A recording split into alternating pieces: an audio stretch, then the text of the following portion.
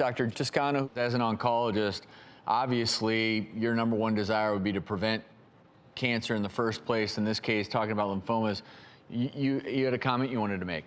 Yeah, I know. We've done research at UC Davis looking at pesticide exposure and the association with lymphoma. And it's clear with some of the older herbicides and pesticides that there is an association. But making these conclusions is not straightforward. There are studies by reputable cancer institutes that have not shown an association. But there are other studies that are supported by our government, the NCI, that have. So I think that there is a signal. There's no question there should be concern and additional research. And the federal government is supporting this research.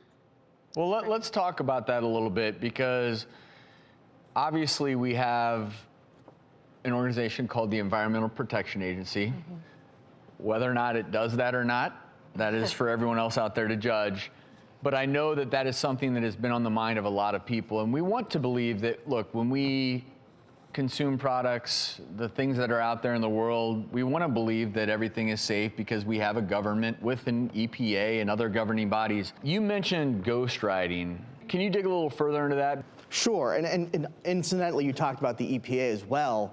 One of the things that we've disclosed in the Monsanto papers are text messages, emails between senior EPA officials and Monsanto employees. For example, there's an email here, and it was involving a conversation that a Monsanto employee had with Jess Rowland, who headed up the CARC assessment, subsequently left the EPA and started working for the chemical industry. But he says in this email, he's quoted as saying, there's an investigation going on in the CDC. And in there, he says, no coordination with the CDC is going on, and he wanted to establish some, saying, quote, if I could kill this, I should get a medal. And so one of the things that's really important in understanding the risks here is that the EPA, the European regulatory authorities, for 35 years, they've been saying there's no risk. They have a vested interest in continuing to say that. Otherwise, they messed up.